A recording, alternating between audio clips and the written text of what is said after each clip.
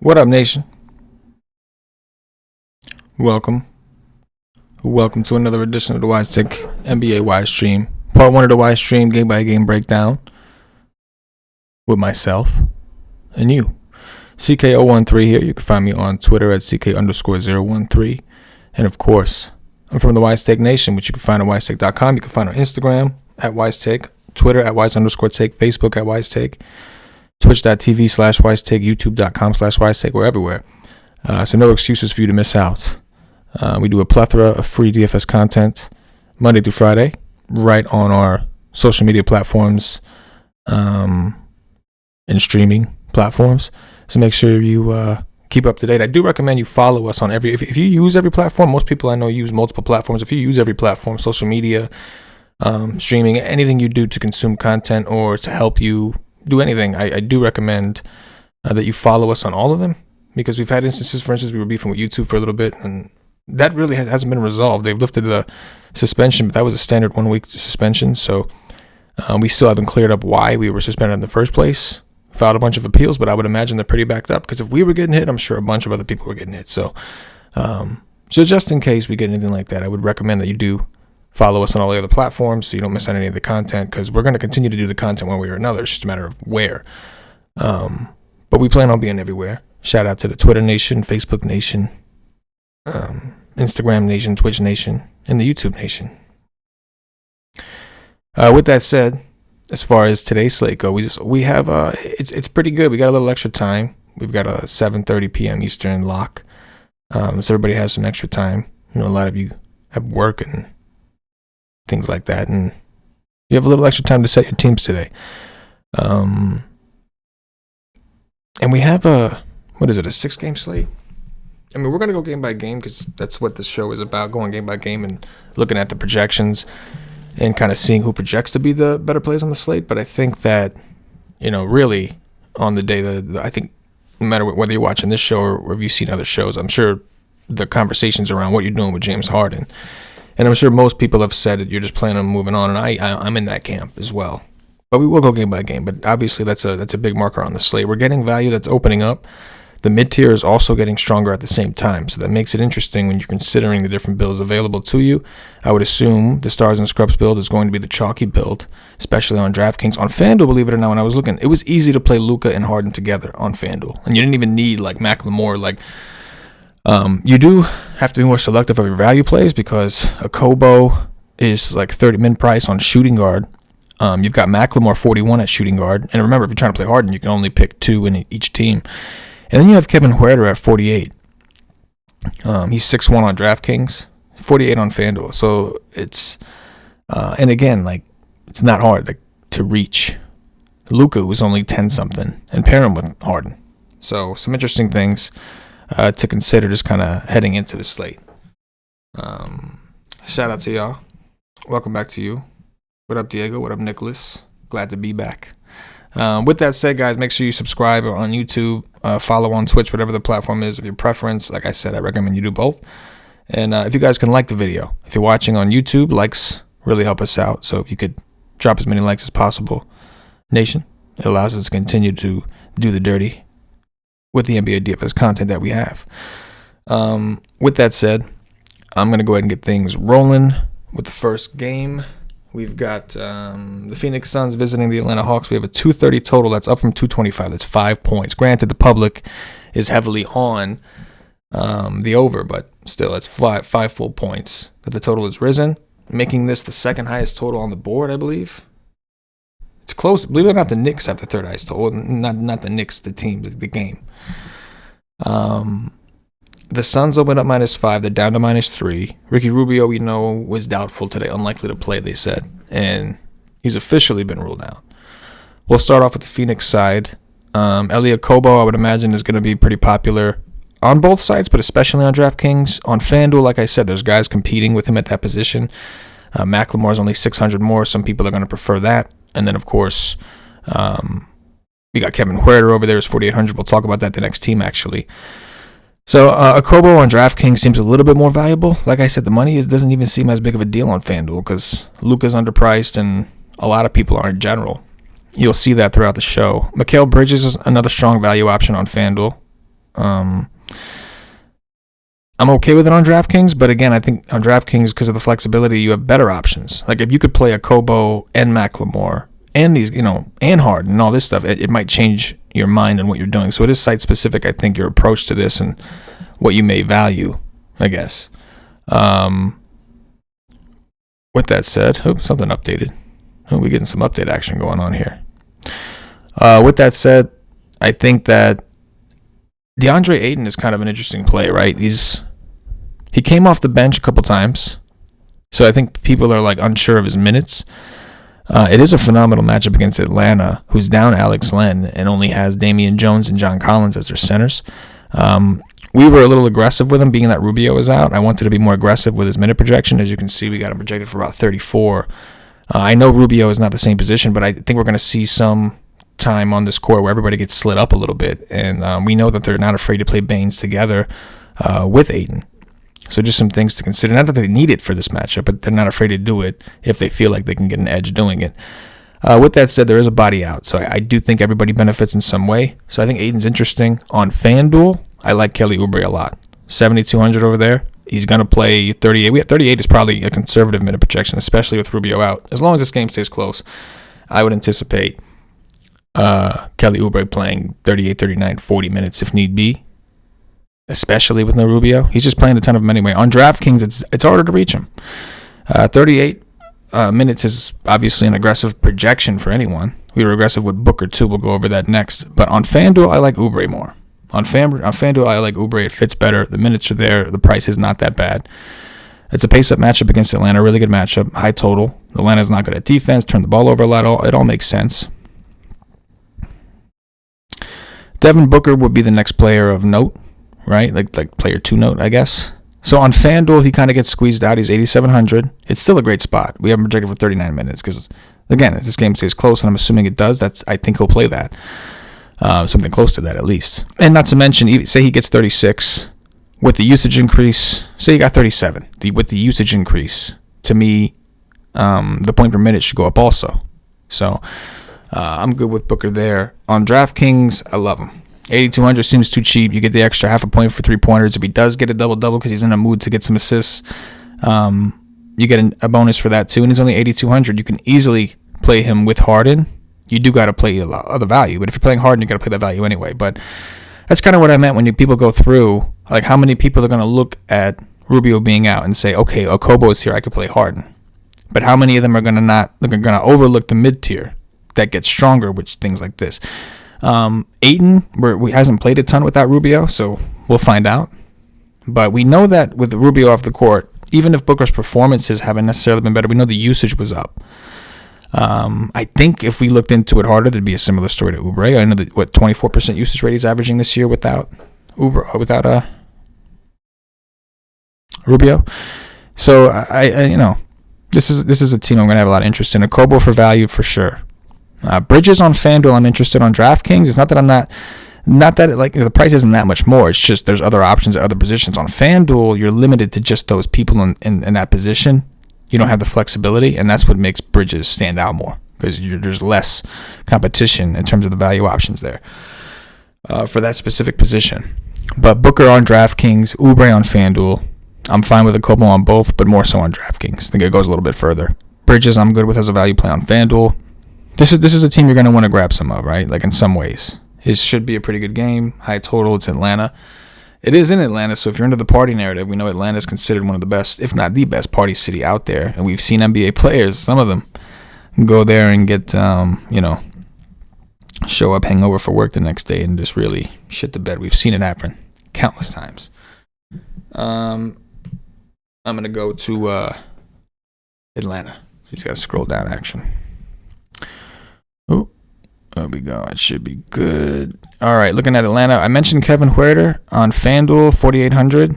Really good price. That's what makes me not feel like I need Okobo and these other guys as much. Okobo is still significantly cheaper than Huerter. But then, like, for instance, McLemore's 41. You're starting to get a little closer to Huerter, who's been playing big minutes. With Alex Len off the court, I would imagine that's going to have to make that. I don't like Damian Jones. We'll talk about in a second. I like Damian Jones, but I don't think Damian Jones is getting like 30 minutes today.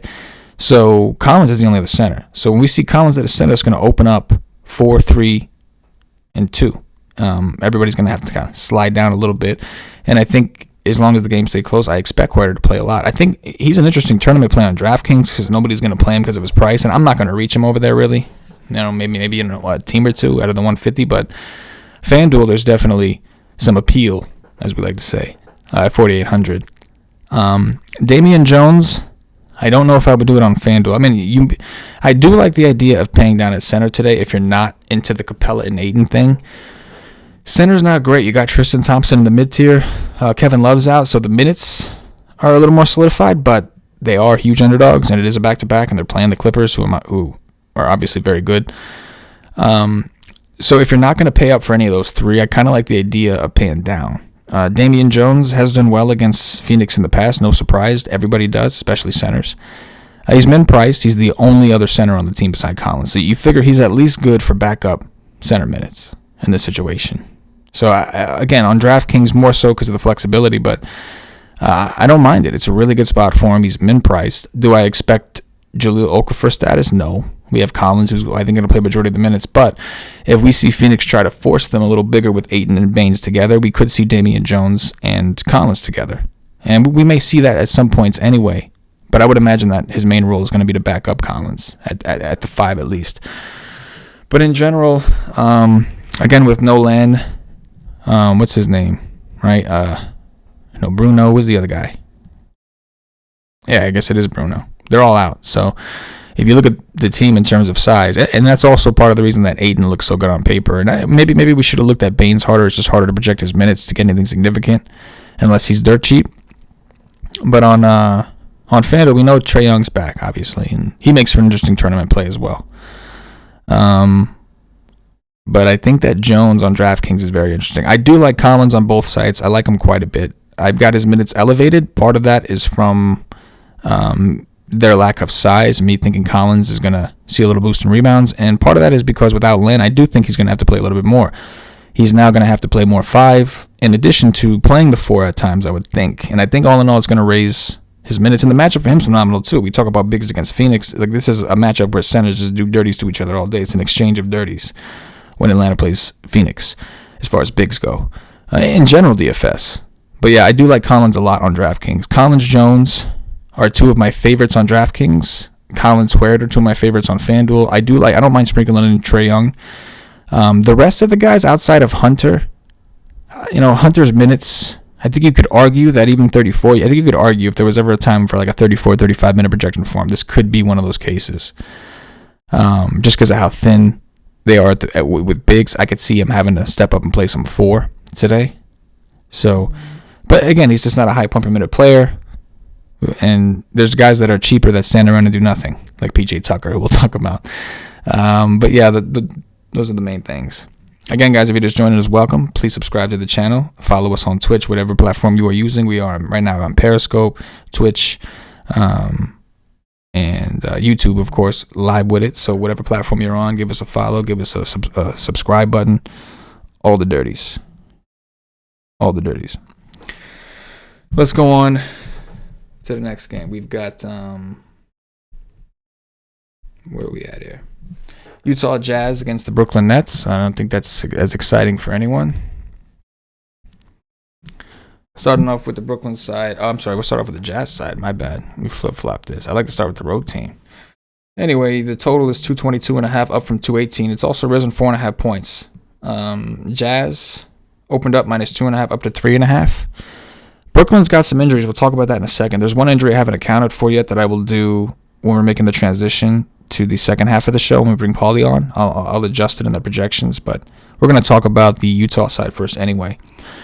Donovan Mitchell, I think, is probably expected to play. He was out for an illness. Price isn't bad on either site, but FanDuel at 7,200 is really low, and he's not really going to get played because he's at shooting guard on FanDuel. And on DraftKings, he's going to get overlooked as well. From an ownership standpoint, it makes sense. From a probability standpoint, I'm nervous. Mitchell does soak up a lot of usage and all that great, glorious stuff that we like, but he also struggles to find efficiency, I guess. And they're on the road. When they're at home, I'm not as worried because We know that their coach likes to play their guys bigger minutes at home, even in a blowout, whatever. Not that I'm saying this game should blow out, but I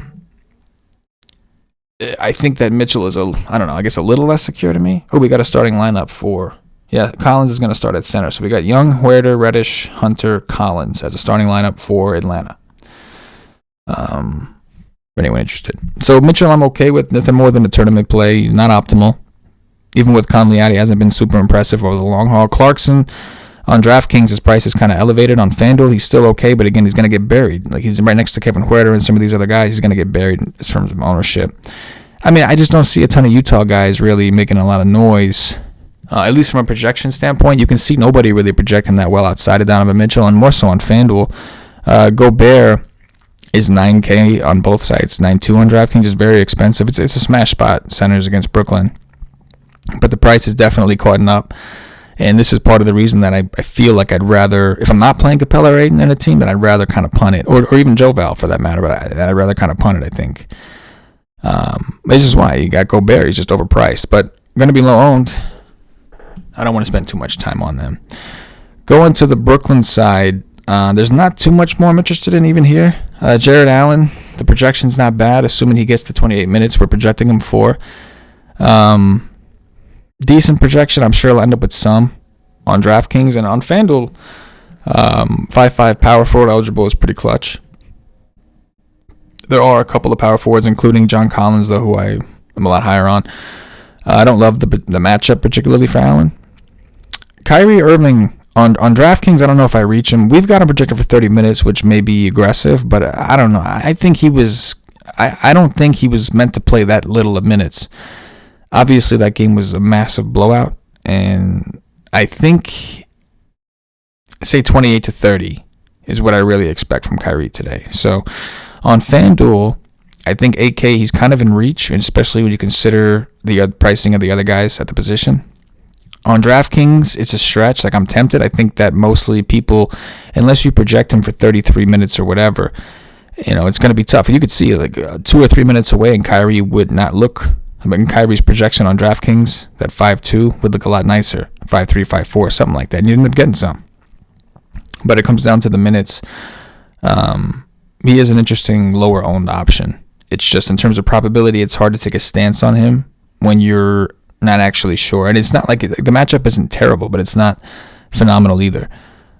Spencer Dinwiddie is kind of interesting. Assuming he gets 30 minutes, I think he played 24. We know the usage is not going to be nearly the same, but they have sliced his price down a little bit. So I'll have to look into that a little. I would anticipate he's still going to play around 30, especially if Kyrie is going to be capped around 30. I would think that he's going to still play. He's going to play with Kyrie as well. And we have some injuries. Wilson Chandler, we have him projected for 18 minutes. He just got ruled out. We know Garrett Temple's out, so I'll make some adjustments. Kuroix could be an interesting value play, right? We already thought he was going to get 19. Now Chandler's out. People have to pick these minutes up, so maybe you see Joe Harris pick him up. Maybe we see maybe Dinwiddie does play more because of it. So Dinwiddie, believe it or not, from a projection standpoint, looks like one of the better options. Allen on FanDuel, but Dinwiddie on DraftKings. I mean, Allen on both sites actually looks decent. I'm just worried about the matchup. Again, at the center position, I'll be a lot of high-lowish, so I don't know how much in the mid-tier I end up with. Low ownership, that's all I can say in this game in general. Next up, we'll talk about a game that's going to have a lot of ownership. The Houston Rockets visiting the Memphis Grizzlies. 240.5 is the total, highest on the slate by far. Rockets opened up -4 up to -5. Rockets on the road. So we know Russell Westbrook is out for rest. They're playing tomorrow. James Harden on FanDuel, the price is ridiculously low, but he doesn't get all the bonuses, and he gets penalized for turnovers a little harder over there. I got him projected for 40 minutes because you factor in he might actually play 40 minutes, plus you factor in the usage increase without Westbrook, the shot attempts, everything. And Memphis is terrible defensively, and they've been in top 10 in pace pretty much all season. So this is a phenomenal matchup for Harden. The Rockets in general, who also play fast, that's why we have such a high total. Really good matchup for Harden. They've struggled against ball-dominant guards all season. Again, a phenomenal spot for James Harden. So he's the story of the day. I think on FanDuel, easily reachable, but the ceiling isn't as high on DraftKings, and that's what you're paying for. You can see even on a projection level, he projects under the same minutes. He projects for almost 3 full points higher on DraftKings. With that said, he's cheaper on FanDuel, so his point per dollar value is higher. But we know what that ceiling is like on DraftKings, like 80s and higher, maybe 100. So yeah, I'll be playing a lot of Harden. I think you could make an argument for Luka. Again, on FanDuel, it's not even that. Like, you can play them together, no problem. On DraftKings, you're probably gonna have to pick one.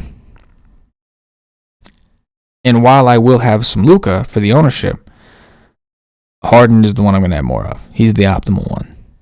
Unless you're just going like mid-tier, which I think there's a case for. Speaking of mid-tier, Capella, I think our minute projection on him may be a little conservative at 36. We've seen him play massive minutes. He hasn't done the best against Memphis. Jonas Valanciunas, not that I think he's like some vaunted defender, but he is big. He's a big center. Like when he's down there, it's a big ass body. He's tall, he's wide, everything. He's big guy. So Capella I like purely from a minute standpoint. I don't actually love his price. I don't love his matchup, but I expect him to play a whole lot of minutes, and even 36 could be conservative.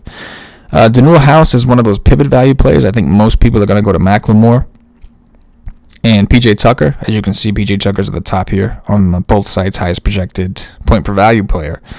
PJ Tucker got hurt in their last game against Minnesota. It wasn't on a slate. He played like a couple minutes, got hurt, didn't come back, but apparently he's good to go. Doesn't do a ton, but he's cheap.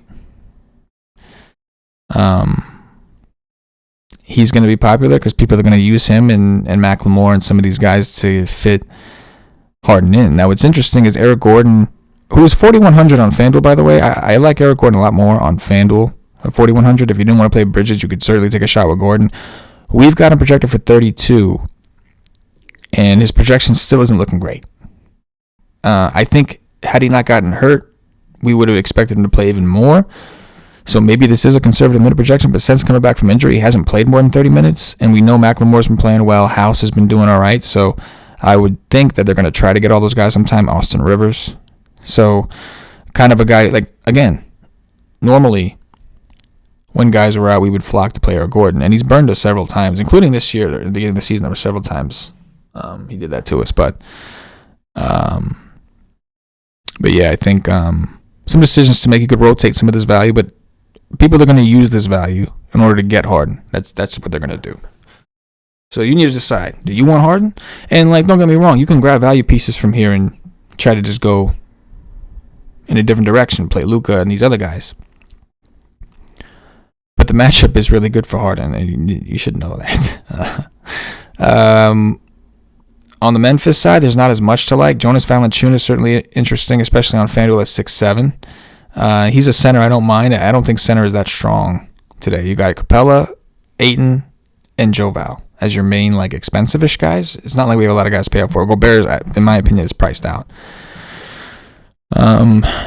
Crowder, we're still waiting on news of Crowder, Clark. They both went to shoot around, so I'm thinking they're going to play if we haven't heard anything yet, but we'll have to wait and see.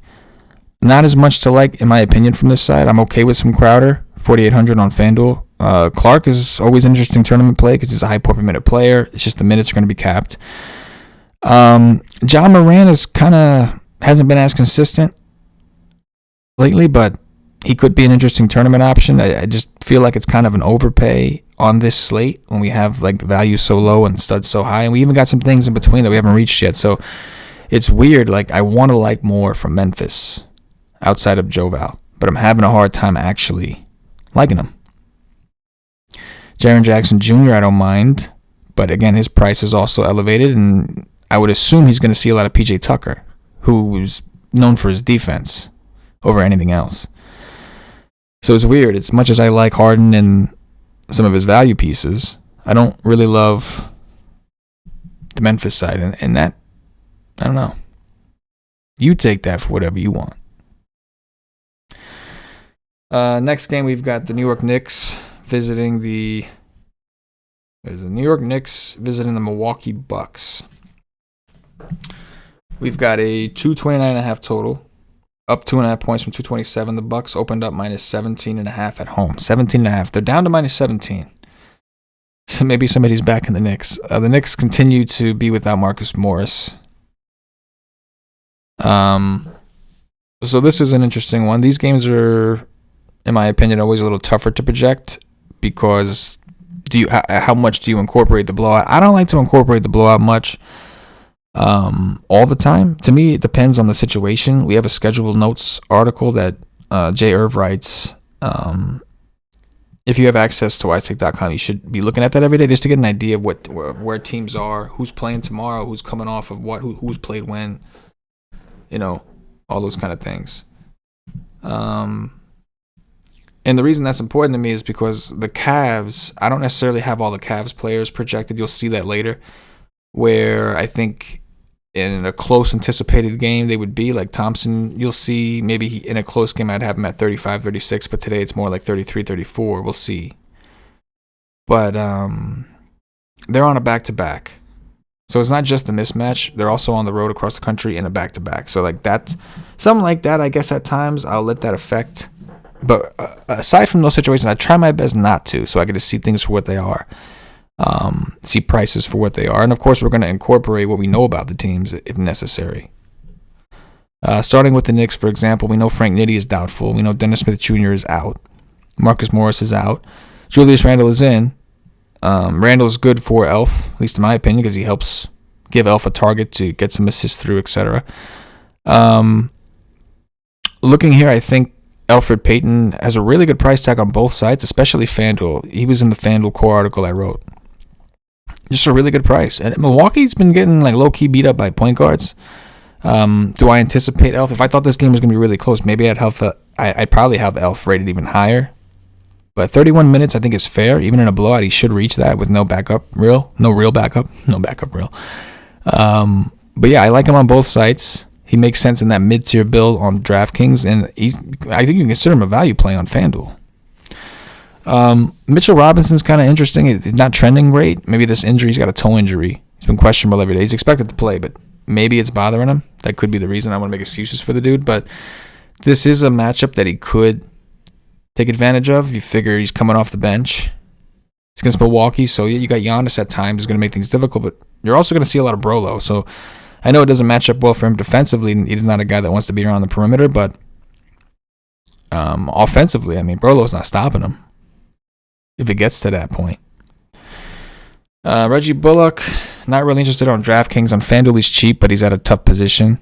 RJ Barrett's kind of interesting, more of a DraftKings thing too, and the price is great on FanDuel. It's just there's too many good guys around him, but the good thing about Barrett is if this game blows out, he could see time. Not that he will. We've seen times where they have, times where they pulled him in garbage time, but it's a possibility. With Marcus Morris out, we know his usage goes up at least a little, so I don't mind him. Taj Gibson has been playing really well. I'm just afraid to bite. I do have him projected for 25 minutes. He's played 30 and 26 over his last two, in each of his last two, but I got him at 25. Still trying to be conservative while acknowledging that he's been playing more. But his price has come up to a point where it's not so relevant, I don't think. Anyway, I do like Randle. The usage should be really high for him with Morris out.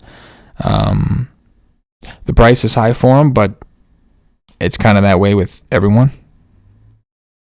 In general, if you look at the site, there's a lot of guys. Like John Collins doesn't project for 6x either. But Randle and Collins are two of my favorite pay-up power forwards today. I think the usage is going to be good while he's on the court. Again, this game probably will blow out, but he should still get his 30 plus minutes even in a blowout, I would think. And we know while he's on the court, the usage is going to be high. So it's a risk, but it's there. Not a 10 else I like from the Knicks. Really, a little bit of Mitch. I'll consider some RJ. I definitely do want some Elf. And then I think Randle is the next. No, nothing crazy. Going over to...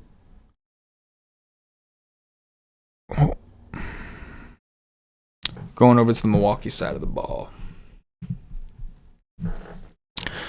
We talked about Elf. Eric Bledsoe on the other side is also in a really good position against Elf. He's been playing really well.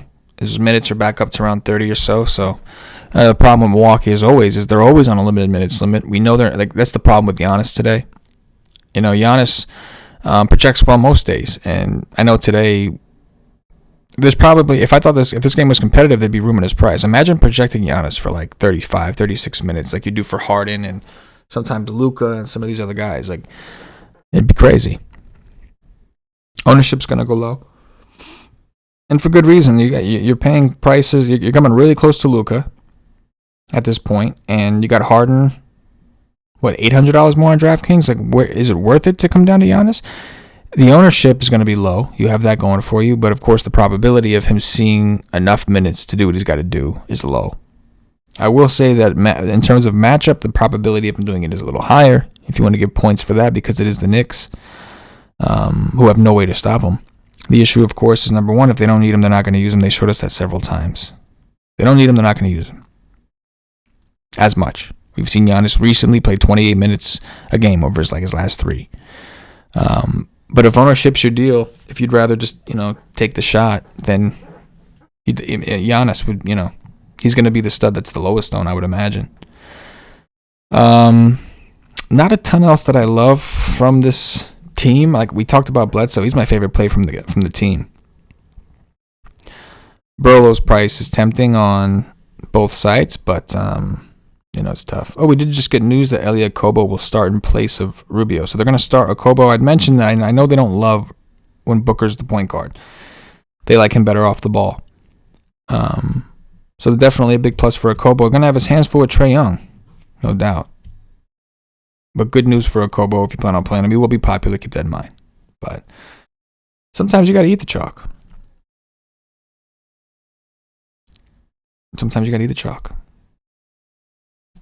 It's the truth. Just going to remind everybody, if you're new, if you're just joining us, welcome. Please hit that like button. Make sure you subscribe to the channel on YouTube. If you're watching on YouTube, if you're watching on Twitch, give us a follow. On Periscope, follow us on Twitter. That'd be good enough. And you should be notified whenever we go live.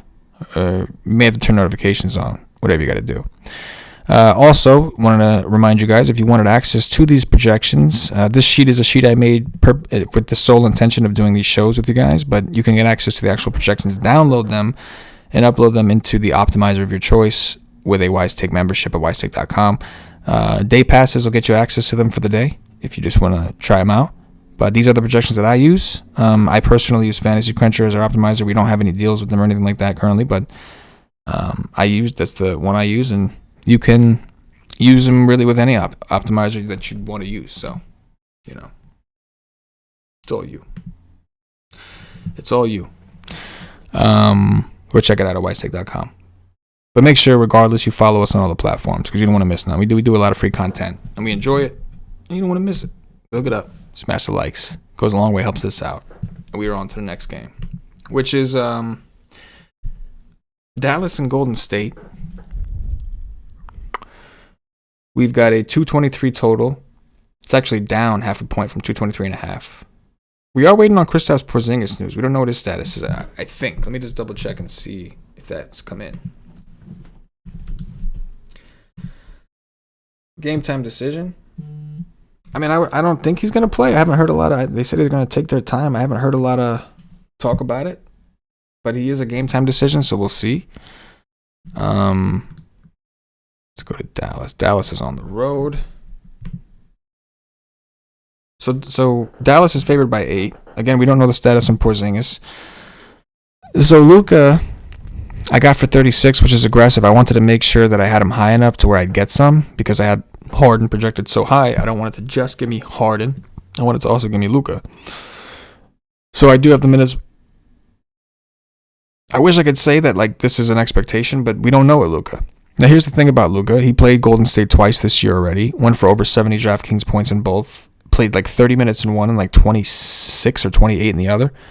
He's just destroyed these guys. And on FanDuel, if you're playing FanDuel, you have the benefit of the pricing. You can just play him all day over there. On DraftKings, you're playing him over Harden if you're playing him. And that's a decision you have to make. I'm going to work in some Luka. I'm going to make sure I have some. I do think he's an interesting pivot. I expect his ownership to be pretty low relative to Harden's. Not on FanDuel. On FanDuel, I think he'll be popular. I think him and Harden both will be popular. But you have that same advantage on FanDuel. You could play him at that cheap price too. On DraftKings, I think his ownership would be low. And obviously, like Harden, DraftKings is where you want to play him. Only half a point you lose for a turnover opposed to a full point on FanDuel. You get triple-double bonuses, double-double bonuses, 3-point bonuses. So similarly to Harden, he's worth more on DraftKings. But he's going to be harder to get. But I will have some. I expect. I don't think D'Lo played in either of those games. I'm not positive. I guess I could check that right now.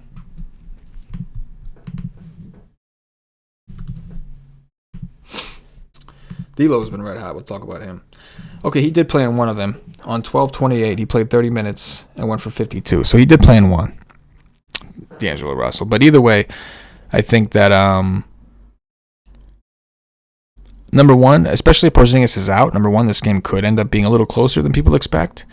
There's always that option, that possibility. And there are actually some Golden State players that I'm interested in. We'll talk about that next. But the more I talk about it, the more I am a little interested in this game, I think, despite the fact that the total doesn't stand out like the others. But Luka is like, if say I play 60% Harden, if I'm good with the build, I'd like to try to find 20 to 30% for Luka, but it really depends on what his final ownership projections come in at. But on FanDuel, it's a different story. Like in FanDuel, he's in the core article, right? For the FanDuel core I wrote up, he's in there. 10-9 is not high enough. Like I said, it's too easy to play them together.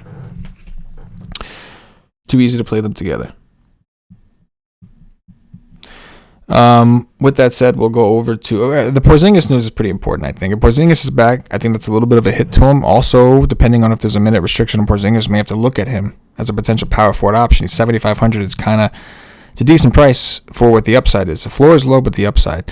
And on top of that, Porzingis is going to affect some of these other players around him, like Maxi Kleber, Dwight Powell, the shot attempts for Hardaway. So, like I'm looking now, and I'm noticing that we don't have a lot of Dallas players projecting well, and that's because Porzingis is there, and there's a lot of unknown. So I would imagine if Porzingis is out, and we give the proper boost to some of these players, that I think at least a couple of them will pop a little bit more.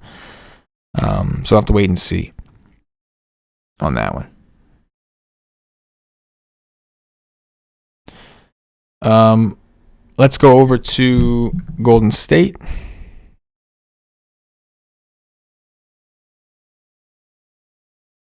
So for Golden State, Amari Spellman's been playing really well. On DraftKings, he's come to a point where his price is like on the border. He's not projecting to be a terrible play. And not to mention Dallas, while they're not great against centers, they do have size. Spellman has been starting over Paulie Stein. He's been outplaying Paulie Stein. Also, keep in mind, though, that Spellman's been pretty efficient. That's kind of something that worries me. 27 minutes against Memphis. Was 3 for 3 from three-point land. In 27 minutes against Memphis, he had 4 rebounds, 3 assists, 2 blocks. The score wasn't terrible. He was only 4-1 that day on DraftKings, so he put up a 28. It's not bad. But if you get a 28 at 5, whatever he is today, 5-5, is that what he is? Yeah, on DraftKings. That's not really helping you. The game before that, he took 12 shots, shot 6 for 12, 4 for 8 from the field, 5 rebounds, 3 assists. So at the end of the day, it seems like he's not great. And that was against the Clippers in nut matchup. So he's not getting enough of the peripherals to where the scoring doesn't matter. So if he's having a bad day from the field, he could bust. On FanDuel, I think he's still a strong play at 4,600 over there. Power forward, I think he's a strong play on FanDuel. I'm more than fine with him on FanDuel. On DraftKings, I'm sure I'll have some because the position doesn't look great to me. So by the time you kind of cap some of the other dudes, you'll get some. And I don't hate him. I don't hate that. I'm fine with that. I could change that myself if I wanted to. But obviously, my point is I like him a lot more on FanDuel. D'Angelo Russell, I think, is a great option for tournaments today. Good matchup against Dallas. Dallas not good defensively. D'Lo's usage has been phenomenal. His last 3 games have been awesome when he's played. And I think the price is low. On FanDuel, he's tempting too at 73. That would, of course, involve either a fade of the value at shooting guard or a fade of Harden. You're going to pick one of those to fade to get D'Lo in, but that's going to keep his ownership extremely low over there. On DraftKings, he's 7,900, but it's a tournament play, but we know he's capable of posting those big numbers. He can go for 50 today, no problem.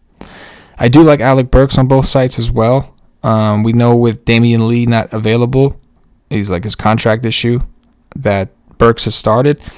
In addition to that, Burks has, in the last game, Burks came off pretty quickly and then went back in to run the second unit. So not only is he getting, as long as the game stays relatively close, not only should he see a little bit of a minute increase, but he should also see a higher usage rate when he's on the court without some of his other teammates like D'Lo and these other guys. So I do like him on both sides. I think the price is fine. Draymond is the one that I'm not too big on today. That could bite me in the ass. But on DraftKings, I didn't want to pay the $6K price tag. There are other guys I liked. Paschal for value is kind of interesting, but I don't know. It doesn't do a ton for me. Glenn Robinson on DraftKings is really cheap. On FanDuel, there's other guys I think that kind of stood out. But on DraftKings at 4,200, a site where you do get extra points for the 3-pointers, etc., I think he's kind of interesting. A guy that has been playing a lot of minutes. One of the few players you can count on in terms of the rotation for Golden State. They played him a ton. Paulie Stein. The price has gotten really low, which is tempting. So you figure 21 minutes, and on DraftKings, he's projected for 5.2x. So if he was still the starter and we projected him for, say, 25 even, he'd be popping pretty hard, I think, on DraftKings. So just food for thought. On FanDuel, I'm not really interested at all. But on DraftKings, someone we can consider, the Spellman thing, foul trouble. There's a lot of paths for Paulie Stein getting some extra action. But, of course, the problem is that it's against Dallas. I think the matchup is kind of hit or miss because Dallas is an actual, like, they got Powell and Kleber. They may have Porzingis back. So the Dallas side will want to revisit. It's the last game, or not the last game. Is it the last game? No, second to last game. But a game that we're going to want to revisit for sure.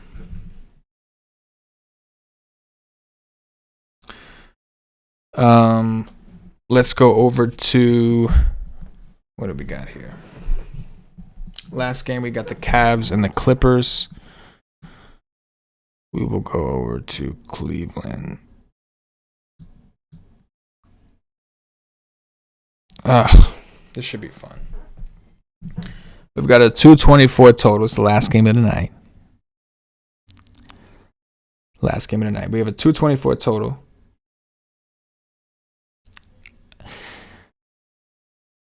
The Clippers, 15.5-point favorites at home. It's a back-to-back for Cleveland. Kevin Love has been ruled out for rest. Larry Nance has been ruled in, but I think we're all under the assumption that he's going to have some sort of minute limitation. He had a knee injury and missed about 2 weeks.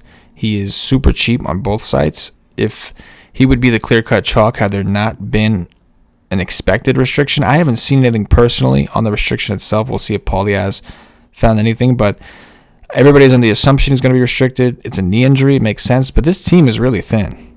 I mean, this team is really, really thin. So I'm going to want to revisit this at some point before lock just to double check these minutes. Tristan Thompson, we know, should benefit. It's a phenomenal matchup for him. He should benefit from a little bit, at least a little bit of usage increase with no Kevin Love. Colin Sexton is playing a ton of minutes. Him and Garland are just playing a ton of minutes. Their prices have come up a little bit. Sexton's usage goes up pretty high when Love's on the court. The problem is he doesn't make him any more efficient. He just has more volume. And a lot of times I think the efficiency counteracted the volume. You know what I'm saying? Like, the usage goes up massive for Sexton with Love off the court, but the point per minute didn't change a ton. And I think that's because he just hasn't been super efficient. He's taken more shots, been more aggressive. It just hasn't led him to anything. But he's interesting. He's going to have Pat Bev. I mean, either him or Garland's going to have Pat Bev. I don't like the fact that Garland's now priced up to a point where I prefer Sexton. It's been the other way around. I wanted Garland because he's been cheaper. Now his price is creeping up towards Sexton's. I'd rather have Sexton at this point. But yeah, the forward and center situation is tricky, I think, here. I expect Thompson to get his run, but what happens? We're talking about a game with a 15-point spread. What happens when the Clippers do pull away, like I think most people expect? How many minutes does Thompson get? It is a phenomenal matchup. Can't stress that enough. Clippers, one of the worst against centers, right? Like, you got Zubac, who doesn't play more than like 20 minutes, and then you got Harrell, who's just not that big. High motor player, just not that big. It's a good spot for Harrell. We'll talk about him next. But yeah, Thompson looks like a solid center play. I think you can throw him in the mix of those other guys, like the upper mid-tier guys that we talked about before, like Capella and these guys, and he's significantly cheaper than them. And he's got a better matchup. The issue, of course, like we said, is the minutes. And the only reason we're concerned about the minutes is because this game could blow out. Zizic is also out. So, again, it comes down to bodies. Like, you're looking at Henson as the backup center. Even for Love, I mean, I think that we'll see some three-guard sets at times. If Nance is going to be limited, Sexton's going to have to play some of the four. Right, we'll see McKinney get some time.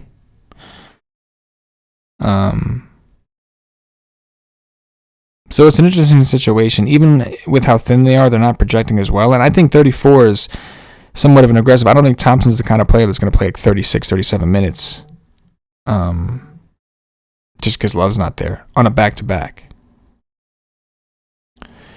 But Thompson and Sexton are the two main ones for me. I'm fine with some Nance. I think right now I'm looking at around 20% or so just as a guy rotationally. And that's really, that could change it. There's other guys that I do kind of like a little bit more.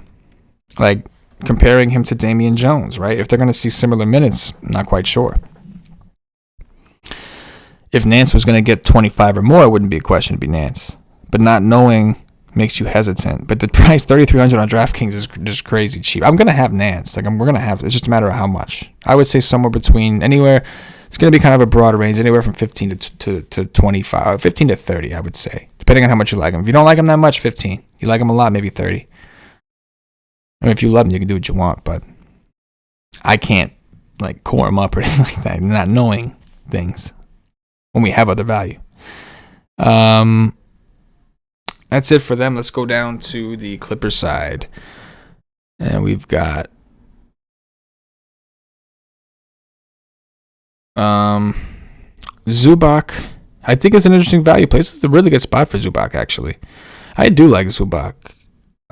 He's somebody I'd be willing to play 20 to 30%, I think, as a value option, since I've committed to Harden and builds that I've decided I don't want to pay up for the centers that we talked about. Lou Will's fine on DraftKings. Price looks like it's gotten a little too high. Really good spot for guards, though. Pat Bev, certainly in play, more so on FanDuel. Kawhi Leonard's going to be really low owned tonight, I think, because of other people playing Harden. And I know the price is up, but without Paul George, we know the usage is massive. And there's nobody on Cleveland who's doing anything to stop Kawhi. The issue, of course, is just Kawhi, how many minutes does he actually play today if this game does blow out? But in terms of studs, we talked about pivoting from Harden to Luka and these other guys. Imagine how far down the totem pole Leonard would be. I mean, I would think Leonard may be above Giannis, but I don't know.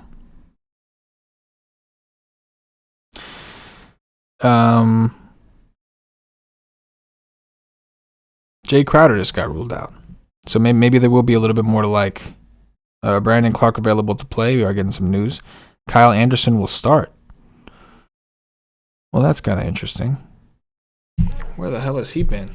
He's been hurt, I believe. Give me a second to look this up. He played on the 12th. He played 2 days ago, played 13 minutes. He's going to start today. That's another value play that I'm sure people are going to flock to. I would assume they're going to bring him on to cover Harden with Crowder out. I would assume that's what they're going to do. We'll talk about that in a second. Going back to the Clippers, we've got Montrezl Harrell. I think is in a really good spot. The price a little elevated, but he's in a really good spot on paper. JaMychal Green could be an interesting value play with Paul George out. Not digging a ton. Late night hammer that I don't know how much I'll have. I think Harrell is one of the guys I would want. Zubac is probably my favorite play in terms of guys I feel comfortable with getting exposure to based off price and everything else. Yeah, I don't know. I think Zubac would be the main one. So anyway, guys, that's gonna do it. We're gonna be back at about 6:30, about 8 minutes away. I'm gonna flip off here. You guys don't have to really go anywhere. If you don't have to, you can come back when you're ready. But we're gonna shut this off the game by game, and we will be back with the optimal builds. Me and Paulie are gonna talk some optimal builds, talk cash games. Gonna update you guys with news as we get closer to lock, taking you to lock, of course. And we will do if we have some time, we'll do some Q&A as in between us building our teams. But Paulie's cheat sheet should be up shortly. My core plays article is up.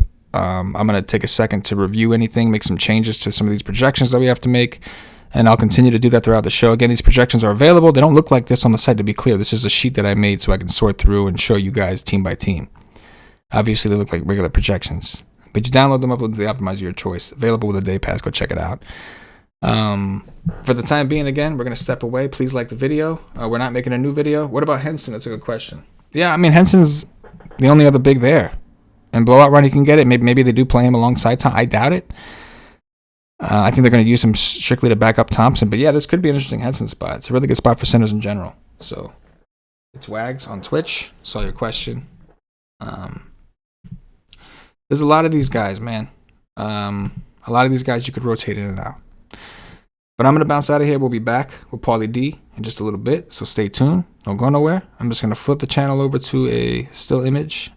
Haven't gotten the music yet. I'm trying to get some music during this process. Haven't gotten it yet. But in the meantime, we'll be back in about 7 minutes. Again, not going to be a separate video. It's going to be on the same stream. Whatever you're watching on, it'll still remain there. Hit the like button. We'll be back in about 7 minutes. For myself, the entire WiseTake Nation. See you in a minute.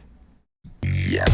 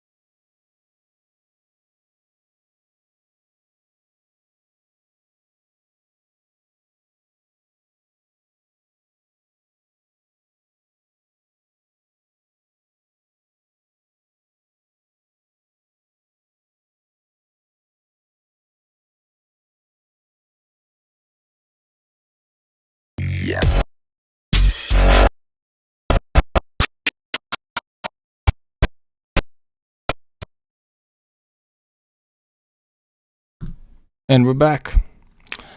What up, nation? I'm back with the GOAT, the OG Paulie D. You can find him on Twitter at Paulie with 8 Ds. Paulie, move your camera a little bit. There you go. Or just move yourself, one or the other. You got a little. There you go. There you go. What's happening, bro? Happening, baby. Nothing. We're just going over some of the news. We did just hear that Austin Rivers is going to start for Russell Westbrook today. So I guess Rivers and McLemore will be the starters, I'm assuming. Overall, I did the game by game, went over some things. Thought, I explained to you earlier that the optimal build for me is playing the value with Harden, finding ways to get different elsewhere. What are you looking to do today, man? Like, are you looking to, if you are playing Harden, are you doing it the same way as everybody else? Or if you're not playing Harden, is it to still get other studs, or is it to just go balance? What do you think your general approach is going to be? So, if there wasn't all these other studs on the slate, I was gonna go fairly heavy fading Harden, like only play him at like 20%, and just kind of look to go balanced, or just play an even mixture of all the studs, because there's a lot of studs that can go bonkers today on the slate. But because we have all that, like, this is what I decided on, right? Like, I put 50 teams in the $2, and then I maxed the $4.20 entry. And in the 20, I took Harden out of the player pool, and I just crunched away 20 teams, totally fading him. And then in the $2, I'm going to play him at like 60%. So, like, overall, I think that works out to like I have like 45% of him or some shit. But it's just like I'm getting very contrarian in the larger field, higher dollar thing. And then I'm playing more by the book in the smaller field $2 contest. Yeah, I hear you. No, I hear you. I mean, again, it's taking a stand one way or another, but being that you're in, those are two different contests. I do like the concept of approaching it with two different approaches instead of just having like more of the same. Having a contest where you're getting something different, and again, that's a 20 entry max. So I think the ownership and 20 entry maxes in general, it just looks different, right? It's different than you see in the 150s. So I totally get that approach. On FanDuel, Harden and Luka, you could play together, no problem. The problem with Harden over there is between the value you have at the bottom of the position and your Devin Bookers and these other guys, the ownership on those other guys like D'Lo and FanDuel, D'Lo, Booker, these guys, they're going to be solo owned over there because you got Huerter at 4,800 over there. You've got McLemore's down there at shooting guard. Akobo is shooting guard over there at mid price. So between him and Harden, it's going to be pretty spread out that position. So again, once again, of course, it makes sense because the rules are different, pricing is different, but FanDuel kind of is a little bit of a different slate. Like the studs are the same. You can get Luka easy. He's cheap. You can get Harden, no problem. He's cheaper over there. And you don't even need as much of the value. It's like it's just a different world. Yeah, different world. Totally. I will note, the Rockets do play tomorrow against Portland. Memphis has just been like the absolute nuts for guards and just, game stacks overall, that like it's so much harder to do today, even with Harden up at that price,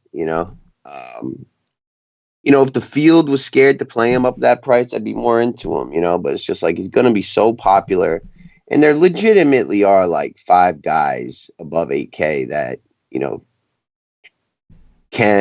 will beat him point per dollar and could beat him raw score, so it's like I'm torn on that spot. On the back-to-backs front, the Mavericks also play tomorrow on the road, and the Nets play tomorrow as well. So 3 of the teams tonight do have back-to-backs tomorrow. Interesting. We're going to get into the optimal builds. Before we get into cash games, I'm going to ask you, the nation heard a lot of my stuff during the game by game, but I want to find out a little bit about what you're thinking. I'm going to ask you, we're going to separate this into studs, mid-range, value. We'll just kind of, because that's going to cover the builds, right? Either you're using the top to get to the bottom or you're just going with straight middle. So we'll start with the studs. Obviously, Harden, from an optimal perspective, is number one. But in terms of what you're interested in, is he still the most stud you're interested in because you're not really into the studs? Or are there other studs that you maybe like a little bit better for tournaments? So I like Trey Young the best of all the studs. Um, I don't know if we're considering Capella, Julius Randle, and Donovan Mitchell We'll, studs, we'll, but I we'll like the call three them of mid those tier. guys. We'll call them And mid tier. Those guys. okay, we'll call them mid tier. Okay, so Trey Young's my favorite. Um,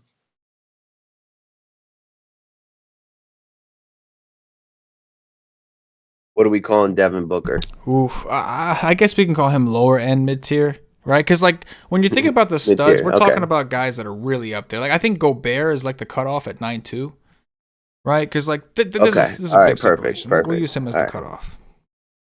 Okay. All right. So in that case, Trey Young's my favorite.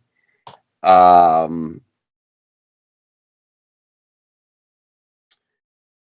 Trey Young, Harden, Luca, Gobert. No, Trey Young, Harden, Luca, Giannis, Gobert, Kawhi. Fair enough. Very contrarian stance for sure, and I respect it. I think most people it's like more if they're peeling back that first layer of fat with Harden, it's to get to Luca, and then after that to peel it back, it might be to get Kawhi. But I don't expect Trey Young to be all that popular today by any stretch, especially because if you are playing Harden or Luca, they're at that position, so you're gonna have to use the Akobos and the value to get there. Um, Definitely a contrarian approach. That's what makes Paulie D. Let's talk about the mid tier, Paulie. Talk to me about some of your mid tier plays. I know earlier in the day we spoke a little bit. You had mentioned that you thought there was some strength here, and I agree. I think Yeah. there is a few. We talked about how people when a player gets ruled out, everybody knows about the cheap guy, but people don't take the time to realize that mid tier player just became a lot better also, and his price just became a little lower naturally because the usage and minutes just went up. Talk to me about the mid tier. Yeah. I do. I do really like it. I think it's very deep. Um, D'Angelo Russell, Donovan Mitchell, Julius Randle, Clint Capella, DeAndre Ayton, right? Those are like the higher end, and Devin Booker. Those are the higher end mid tier guys that you know all could go for 50 plus. And you can fit a lot more of those guys. It's like, does Harden and Akobo outscore Booker and Capella? Those are the kind of questions you got to ask yourself today. Um, Then there's like a lower tier of like Joe Val, Tristan Thompson, um, Kevin Herter, John Morant that I also like quite a bit.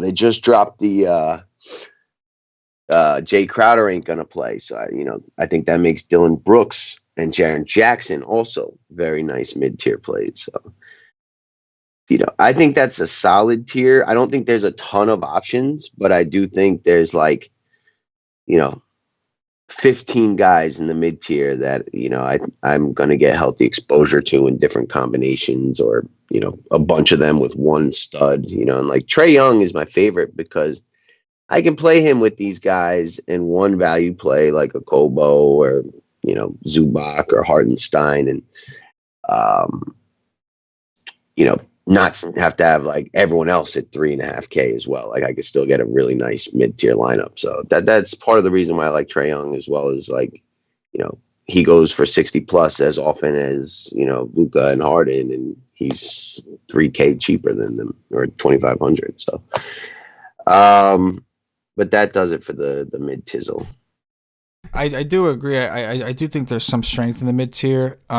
I don't know. Like I still think I prefer the Harden and the value. Not that I love the value. I just think that there's a few mid tier players I like a lot. I like D'Angelo Russell. I like Devin Booker. I like John Collins. But the guys in between is where I struggle.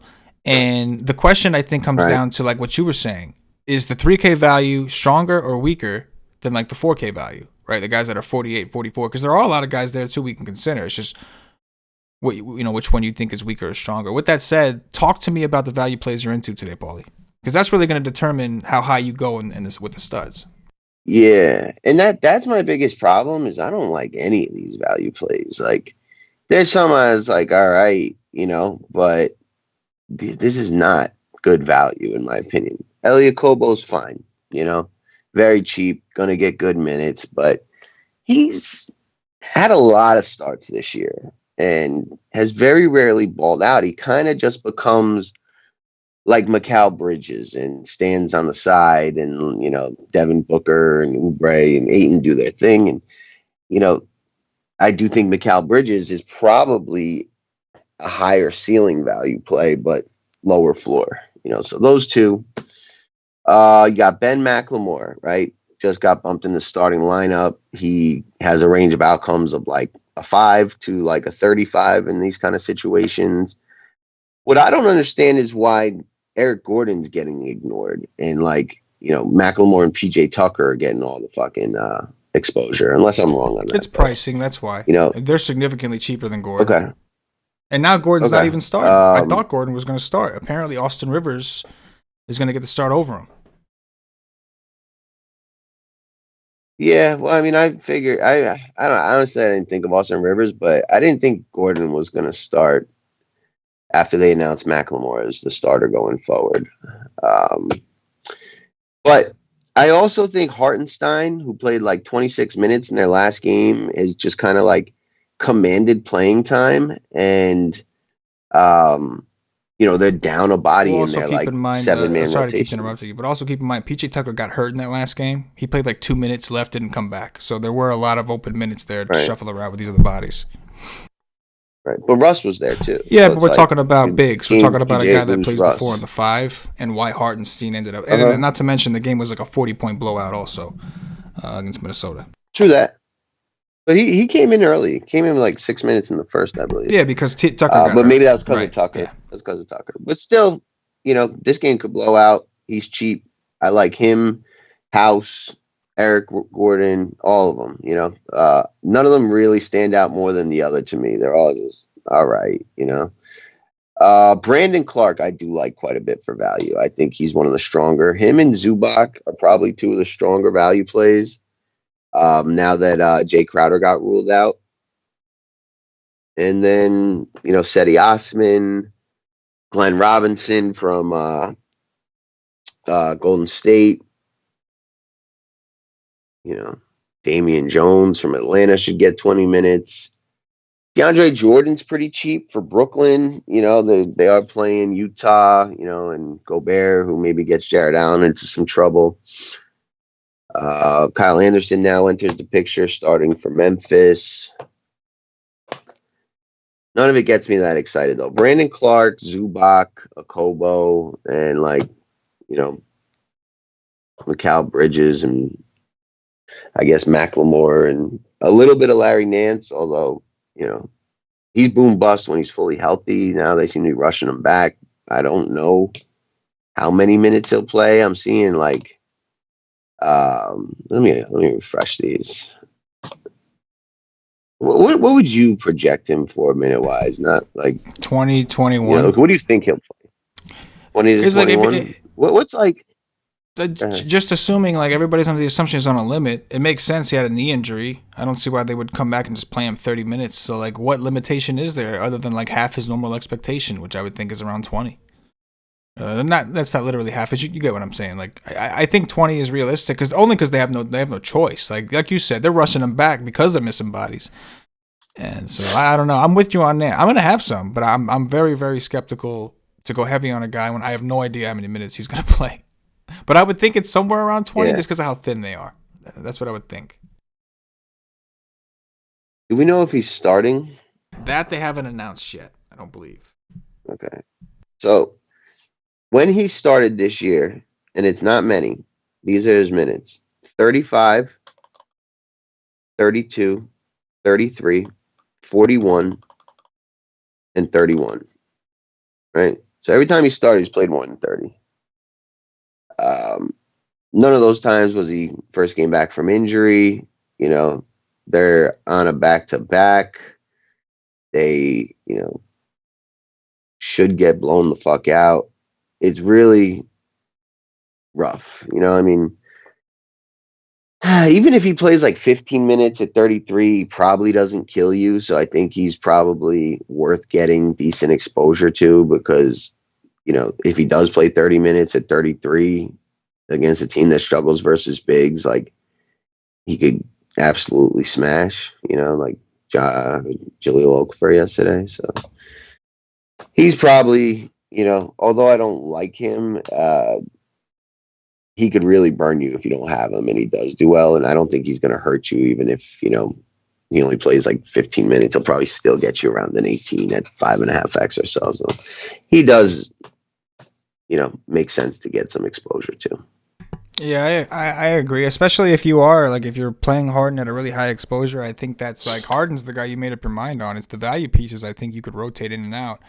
And we have a bunch of them, including Kyle Anderson, who was starting out of nowhere. We know Crowder's out, so I guess they had a need. But he wasn't playing a ton. Now all of a sudden he's starting. So maybe he's here to guard Harden. I don't know. But I'm with you. I think that really the strength of the value of how you see it is going to depend on what studs you can afford. I think everybody's main goal is probably Harden, unless you're just trying to think outside the box and not playing Harden just out of ownership principle. But I spent a pretty good chunk of last season baiting Harden in these spots, and I can definitely tell you I lost way more than I won in these situations. If you remember, I used to hate when Harden was on a slate because I never wanted to play him at 80% ownership, and he would just ruin me at pretty much every time. And then the one or two times I would play him, that would be the day. You remember.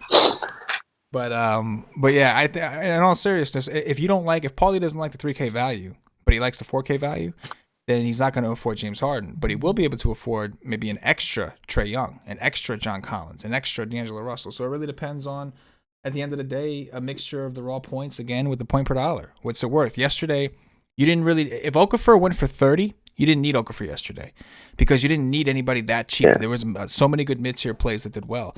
But because Okafor went for 50, raw points came into the picture, and you did need him. So, yeah. Can you do me a favor and go to the WiseTake projections and tell me what you have Okobo, Nance, and McLemore's like point projection at? Like DFS points. Yeah. Raw points. DFS points. Like they're gonna get you a 23. Okobo at 23.1. That's based off 23.75 minutes, which honestly I should probably raise a little bit now that he's starting. I honestly thought he would come off the bench with that. Okay. But say 24 to be safe. Right? Okay. Nance? Let's look at Nance. Nance we have projected for around 20.75 minutes. We've got a 19.4 raw projection. And McLemore? McLemore, we've got a 22.1 raw projection on 29.25 minutes. If you think he'll play more than that, you figure, it'd still be like 23 max.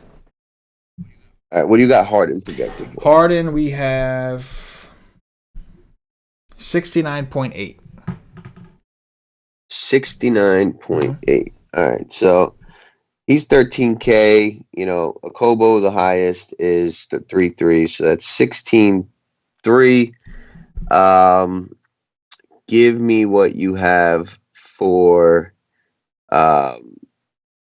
Devin Booker and D'Angelo Russell. Booker, we've got 46.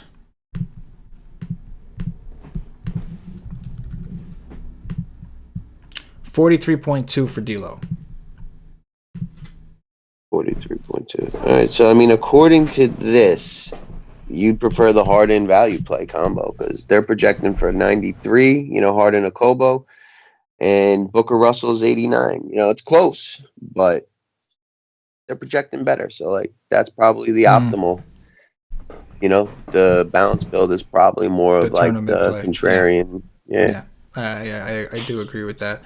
Speaking of optimals, we got a little over half hour to lock. We got some time. Let's talk about cash games a little bit. We're not going to build any full teams, but we can discuss what we think are some of the more optimal plays. We'll start with DraftKings. That's where you and I do most of our play. Talk to me. I would assume we kind of mapped it out, right? Like the McLemores, the James Hardens. Like I think that build would make more sense for cash, right? Okobo, McLemore, Nance, and Harden to start. So you would include Nance in that grouping? So I'm only asking because I'm not sure with Nance. Is he going to be popular? Like, what are people going to do with him with this supposed minute limit? And he is projecting to be relatively high. So I guess that's the answer right there, right? People are just going to say fuck it and play him. Yeah, if you want, you can go PJ Tucker instead, or maybe we end up using both. Probably could use both. In my mind, I'm thinking I'd rather go Nance from another game than Tucker with McLemore and Harden and probably Capella coming into this Yeah. lineup. No, I don't disagree at all. Right? Or you could do Kyle Anderson, but Yikes! Yikes, you Yeah, know? yikes is right. No, I'm with you. I mean, we're not gonna play value just for the sake of playing value, like, right? Like, we're still gonna want to play more, Julius Randles and John Collins than what's his name, Kyle Anderson's. Just picking the ones you think you need. Yeah. So I'm with you on that, on the value pieces there. What's Austin Rivers' price? I honestly just never consider him unless like both of them are out. But he's probably like 3-1 or something crazy cheap. Rivers 41 actually, not as great as you'd think. Ooh, whoa. Okay, that's no interest there. I mean, not no interest, but not for. Yeah, no, I'm with you. I wonder what he is on FanDuel. Rivers. No, he's not that much cheaper over there. Oh, he's 3,500 over there. He's min price over there. So maybe that's the place to take the shot. Especially because Akobo is shooting guard on FanDuel. So. Ooh, nice. Boom. So Harden, Nance, Akobo, McLemore. Where are we at money wise? I am updating the projections at this moment. You're not even on camera. Oh, okay. What the hell did you go? I'll do it. Yeah. Doing the dirty real quick. Booker though, 8-2. That's probably the next guy in, right? Yeah, if you can make it. For me, it's Collins and Booker. If I could find a way, I know there's ways to make it work because a lot of my builds had that earlier. But yeah, to me that's the way I would complete it if I could. Finding a way to get those two. Collins over. Oh no, you know what? No, I'd be fine with Capella. I personally like Collins, but that's more of a tournament thing. So in an optimal build, you're probably right. It's probably Capella. You're probably right. In an optimal build. Okay. So let me build this out. Actually, it's easier to do let's see what Stevie thinks today. Stevie wrote the Cash Game article. He's been doing pretty well. I mean, yesterday he had like I think some issue with his article, but he's been doing pretty well with the cash stuff. Yeah, I mean, yesterday I completely agreed with the guys he had. If only our guys would have put the right picture on the image. If only. The game by game instead of the cash game image. Unacceptable. Unacceptable. It looks like Stevie's he's got the Harden, Capella, the Akobo, McLemore. He's got Pat Bev in there actually, which is I don't mind that at all. I really don't. Like if why not? We like Pat Bev. I'd prefer like in the core. He sounds more like a tournament guy. Yeah, no, I'd agree with that. But Stevie's been on a little bit of a run, so I'll give him that. But I agree with you. I personally prefer the latter person you said. The latter. Akobo is what, 32 honeys. Yeah. McLemore is 35 honeys. Yeah. Then we said Capella. Oh no, Nance and then Capella. What was Nance? 33, bro. 33, bro. 33. And with that grouping, it is we have 67.5 remaining. So Capella, I'd say we can definitely get, and I think we're going to be able to get Booker as well. Yeah, we should be able to make it work because I was doing those builds without Nance, number one. I think I was using Tucker instead of Nance, and which you could use both, I know. And then number two, I think I was using Collins over Capella. So you should be able to, because I think Capella's cheaper, right? Yeah, he's like 78 or something like that. Oh, 78, 78, yeah. We should be able to make it. All right, so let's put Capella, and then I'll put Booker in. And I think that is going to leave us with like 5K-ish for two spots. Yeah, 5,500 for power forward and utility. I mean, we'll leave that to the imagination, but I think that's a rock solid start for your cash games today. Harden, Akobo, McLemore, Capella, Booker, Larry Nance Jr. And if you're nervous, again, I think you play Nance. Like, I don't think he hurts you, especially in cash, because I think he's going to be very popular in cash. And like I said, even if he doesn't get the minutes, he's starting, so he's gonna play like at least 15 unless something crazy happens.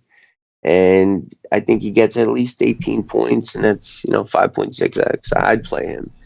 So with 5,500 left, you could. There's a lot you could do here. There's um, Brandon Clark. Now that Crowder's out, is 48. Now would leave you like around 6 at the utility, something like that. I think is fine. If you wanted to go play PJ Tucker down there at like 3.7, that would leave you like what's 11 minus 3.7, that's 10.3, that's 7.3. So that would leave you 7.3, and that is a player like Joe Val, Montrezl Harrell, or if you had the I like that. If you had if you go with Brandon Clark, then you could play Elf, Joe Ingles, Kevin Herter, something like that.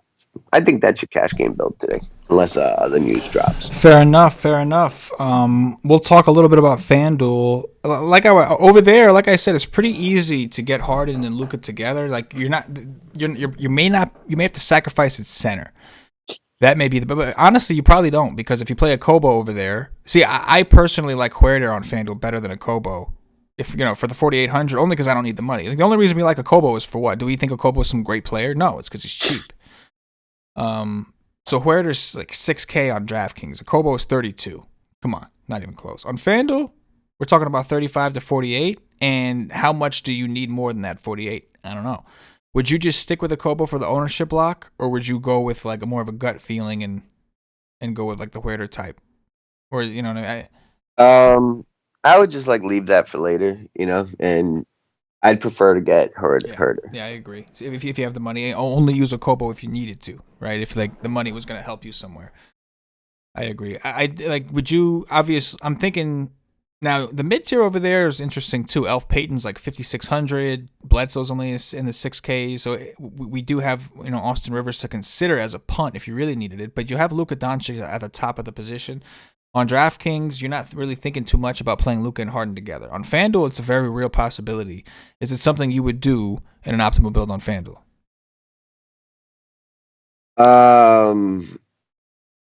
Because you can do it relatively comfortably with yes, right, absolutely. like Oubre at small forward. You could punt with Bridges, and there's other guys you can choose if you don't want to do that. Spellman is another one who's underpriced on FanDuel. His price is, I think, fine. On DraftKings, you're like, On FanDuel, it's an option. Yeah. Yeah, Nance is the expensive one on at 4-1. Yeah, exactly. It's funny how that works out. A little different. But, I mean, you could probably fit a third stud on FanDuel. Right. You could probably get Harden, Luka, and, Bro, Kawhi. Yeah, when I was building, I think you could. And when I was building through it, you were able to get, like, if you didn't want Kawhi, you can get, like, Oubre, who's underpriced over there, and still get a decent center, like a Capella or one of those guys. So, I agree. Capella, Montrezl, Tristan Thompson, I think are all viable. There's no value center on FanDuel that I think is there for cash games. Like I do like Zubac, who's 4.2, but that's tournament. I mean, I honestly don't even mind it, but I think it's a tournament thing. I agree. Sometimes it's hard to like separate plays that I really like versus what's like cash game optimal. Yeah, and sometimes they're long, and the combination of that is just too long and hard. Long and hard. Yeah, that's how we do that. That was cool, man. I like that. I know we're still trying to find like our groove for this particular show, and I kind of like the format of that. Getting your thoughts on the slate in a more generalized way, going by studs and all that. I'm gonna ask you another question. I want you to tell me. You asked me this question before the show. I'm asking you a question on the show. Give me rank your top, 3 game stacks.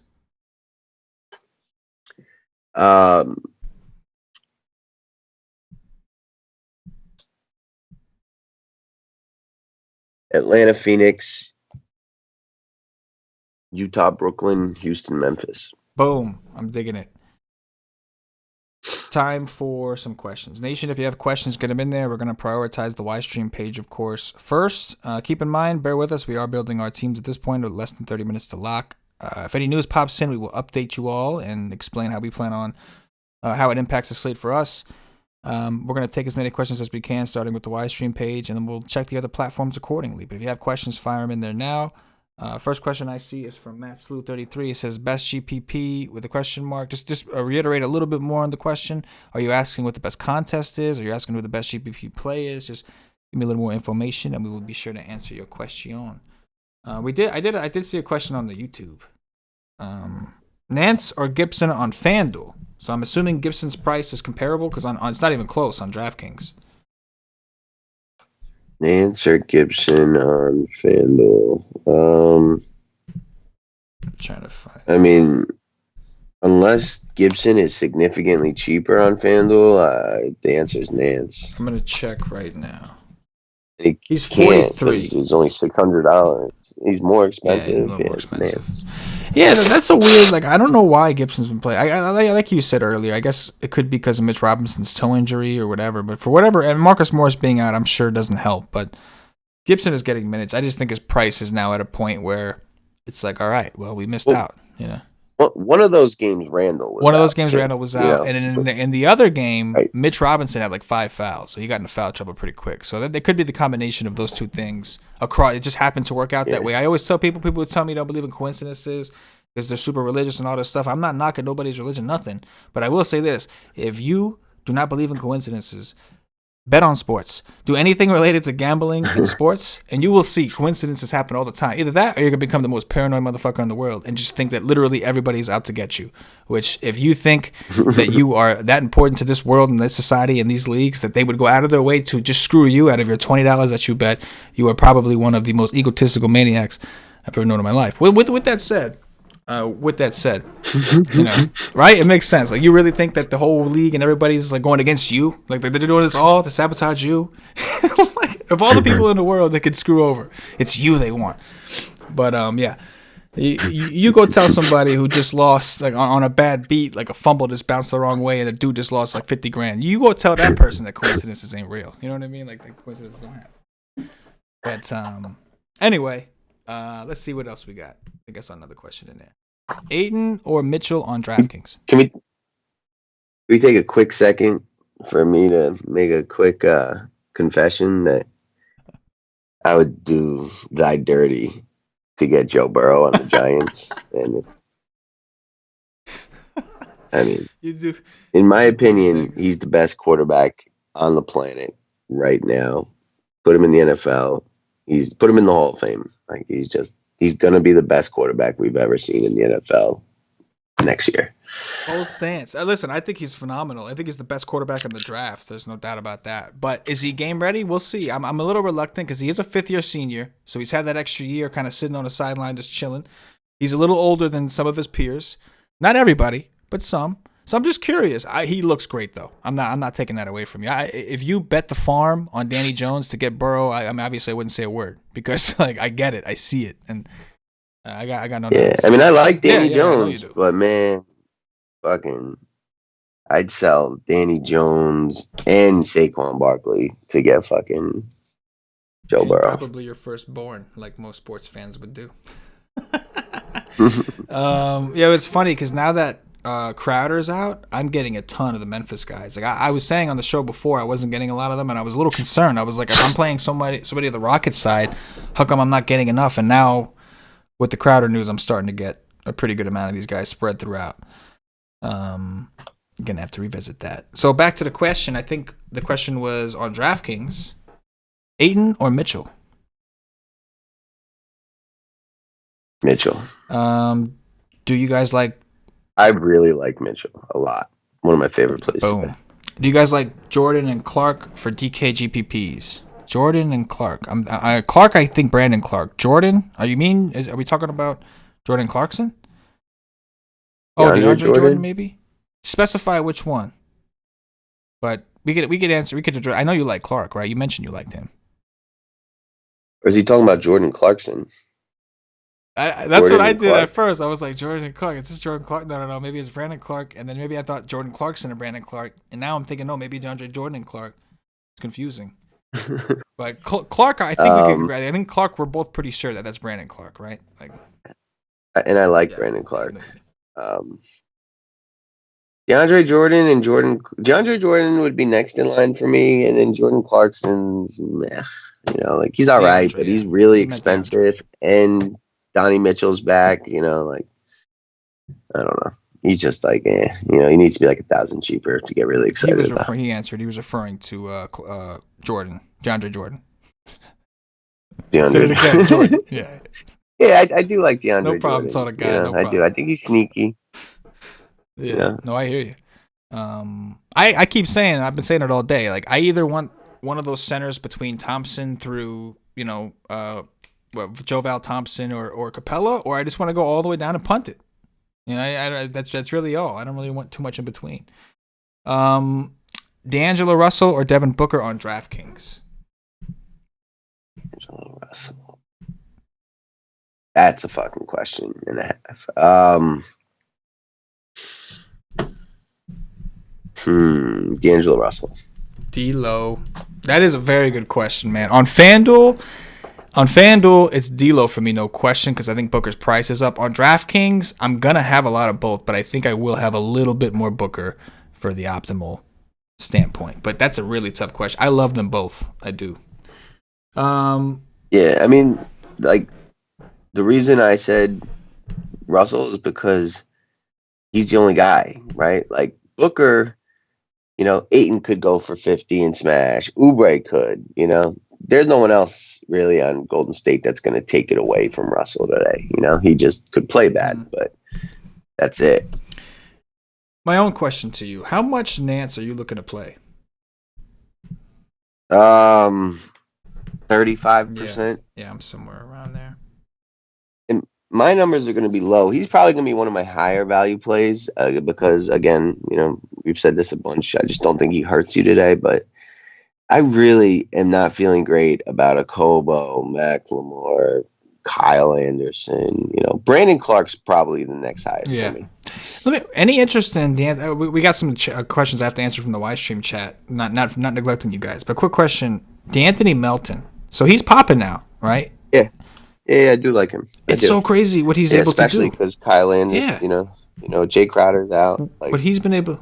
Melton is their best guard defender, right? Like he's their best guard. Well, John Morant is. You know what I mean. I'll leave it at that. Best defensive guard, right? Yeah, like the other two don't play no defense. Ja Rule, baby. Yeah. Him and Dylan Brooks, they don't play any D at all. They don't know. It's embarrassing.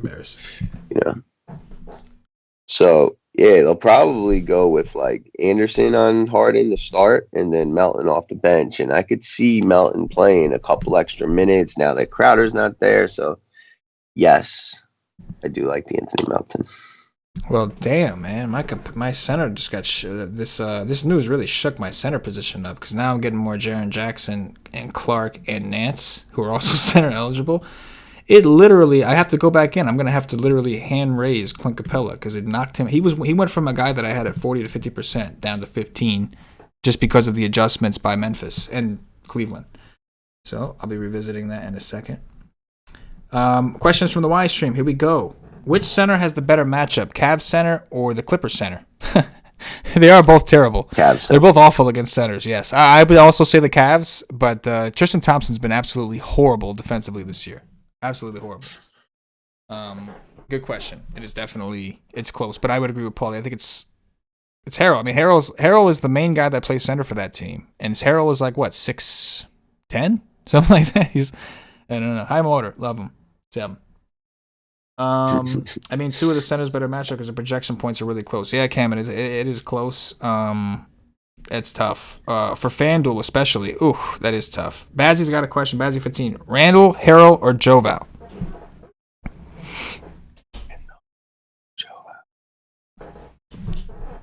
Randall. Yeah, I like Randall the best out of those guys too. I do like Randall today as a tournament option. Two things that are annoying about Joval. He doesn't close usually, and they could kind of go small and run him off the court a little bit. So, and Memphis can just go with like Clark and Jackson and be fine. You know what I mean? So although I think Joe Val's got the highest ceiling out of that group, like, you know, he also has like the lowest floor out of that group Yeah, today. no, I agree with that.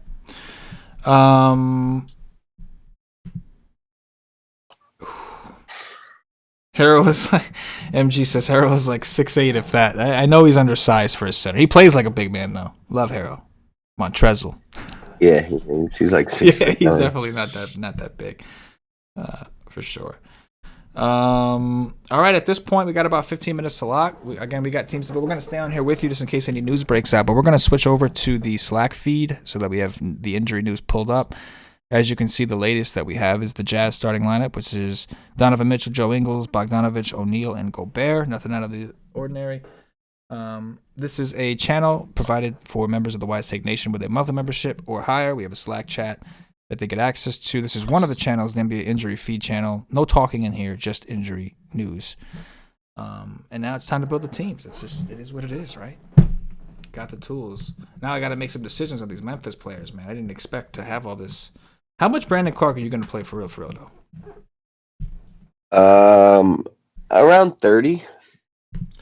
So tempted. If I was you, I'd probably be playing more. You know, like I'm just really more into that balance build. But if I was going stars and scrubs, you know, him, Melton, and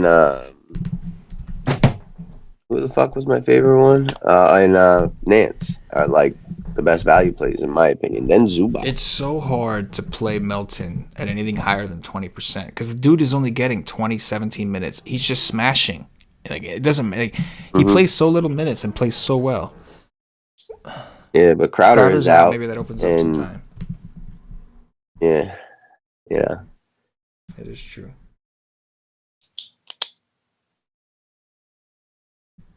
And like Houston kind of plays really small. It's like Capella and like, you know, I guess you can consider, you know, PJ Tucker a big guy, but really it's like Capella and 4 guards. You know, so they could respond the same way. I didn't realize how well Jaren Jackson Jr. has been playing. Yeah, he's been very consistent. He hasn't had nearly the amount of trouble with fouls this year. He's been really good. He's been playing better. Name a player that you dislike more than PJ Tucker. LeBron James. All right, touche. I forgot who I was talking to for a second. Jeez. How much Randall you trying to play? 40%. Of course, that's the standard. The standard Paulie D dosage of Randall. I'm with it.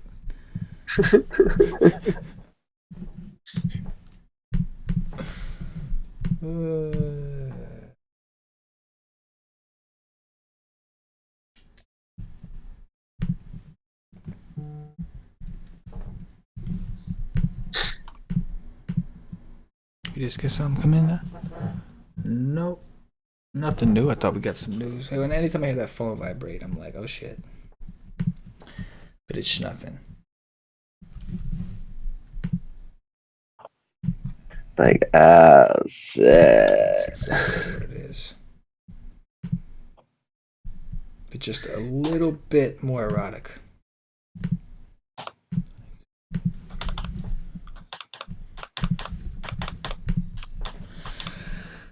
Oh dear.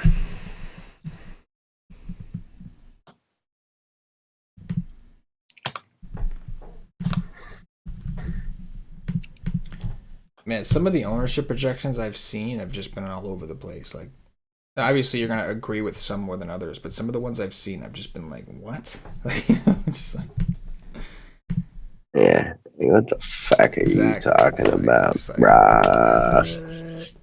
No way. No way.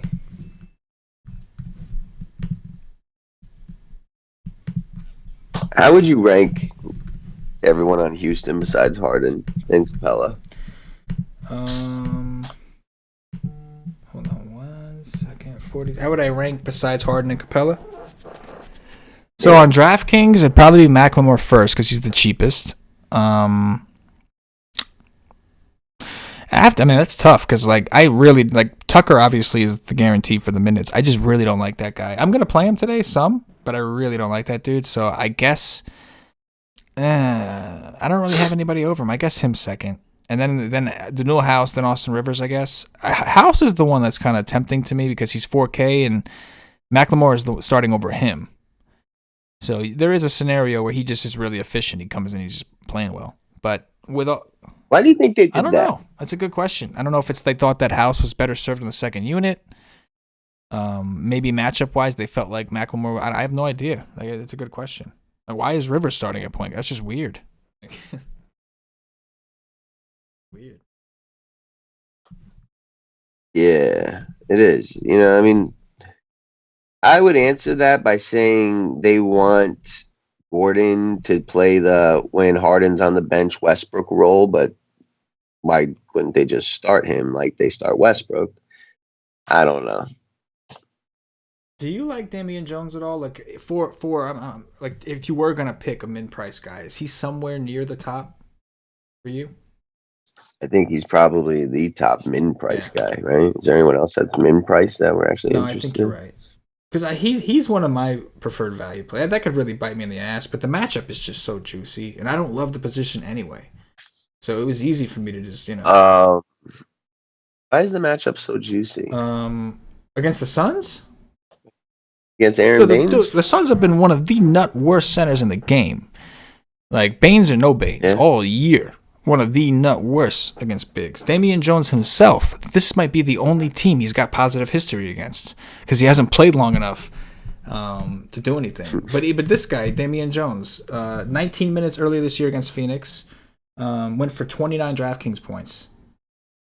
And last year, he played for Golden State. 20 minutes with Phoenix, 21. 22 minutes against Phoenix, 30.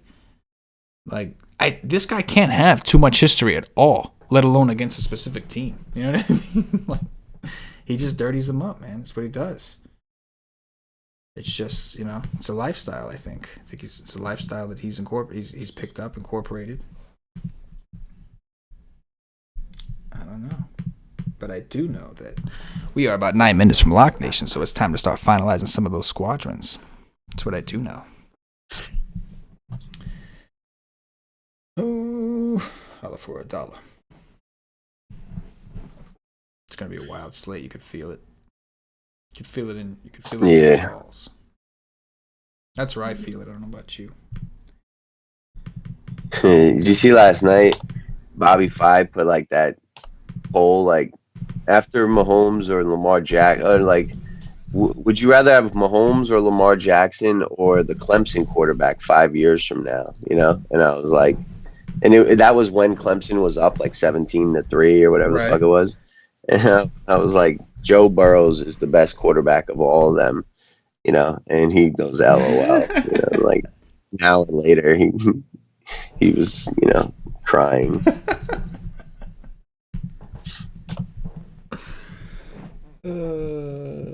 Gotta love it. Dude, you were able to get, LSU at plus like 220 when they were down at that point in the game. It was like the easiest bet you'll ever make. That was like when the Chiefs were down to Texans, but just not as far behind. That was long or hard.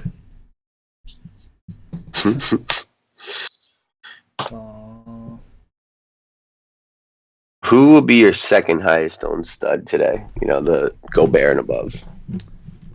Second highest owned stud today. That's a good question. I guess we're assuming Gobert and above. I think probably Luka.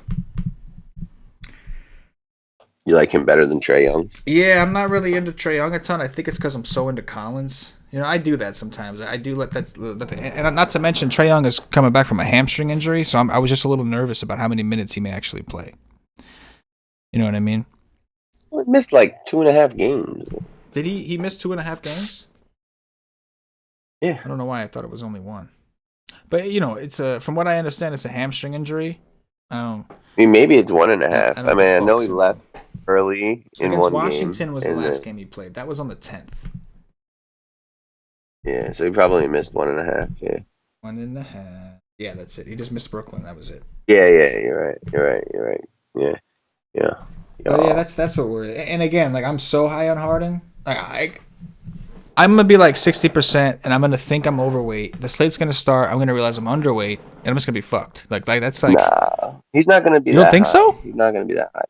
No, because there's all those other guys that are, similarly attractive, and there's not as good value. Man, I don't know. I thought he was gonna be pretty high. He's gonna be. Hold on.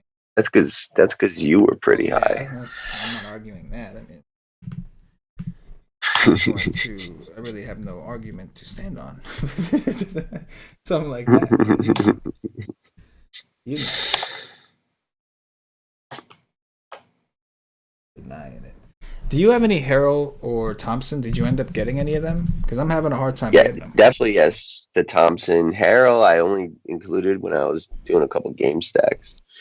Like it's possible he just gets blowout run smash mania when they just let him stay out there and do the dirty. But with Love out and no bigs, it's gonna be like 75-30 at halftime, and it's That's the just gonna. situation. That's the reason that I'm not like going crazy to play them, even though it's a nut matchup for both. Yeah. But even with the project, like I'm just not getting a ton of them right from on a projection basis anyway. How much Zubac you play, bro?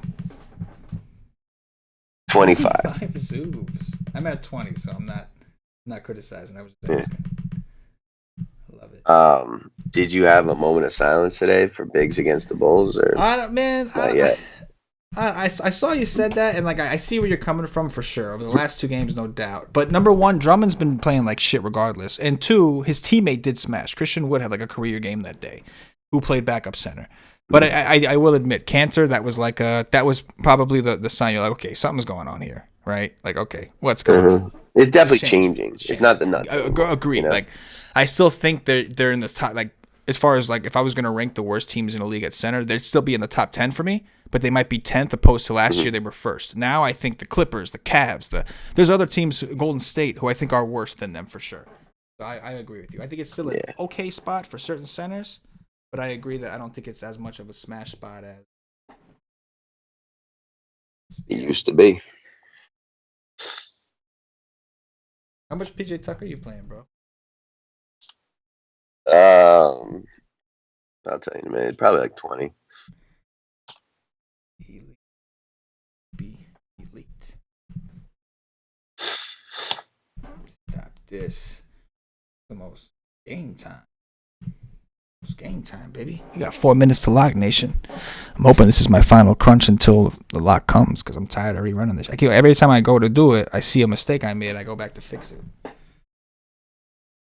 You know what, man? Fuck that shit.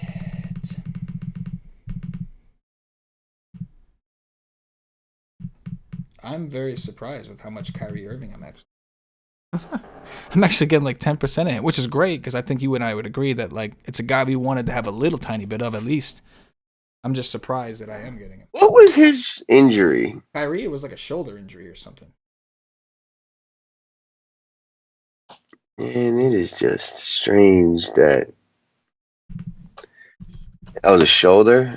Yeah, I guess. I don't know why It's he like, missed so much time over a shoulder. I really don't. As somebody who's like had a career of shoulder injuries, I've had 2 shoulder surgeries on the same shoulder. Used to be a pro wrestler, tore my labrum twice, had car accidents, motorcycle accidents, all these different things. My body, my shoulders are fucked. I don't understand how your shoulder could have been that sore and you couldn't play basketball for that long. I really don't. And if it wasn't like a tear or something you needed a surgery for, or a sprained AC joint where you need the time, I really don't understand like why he was gone for so long. If I'm a fan of the Nets, I'm questioning, like, what the fuck is wrong with you? Like, what was that all about, brah?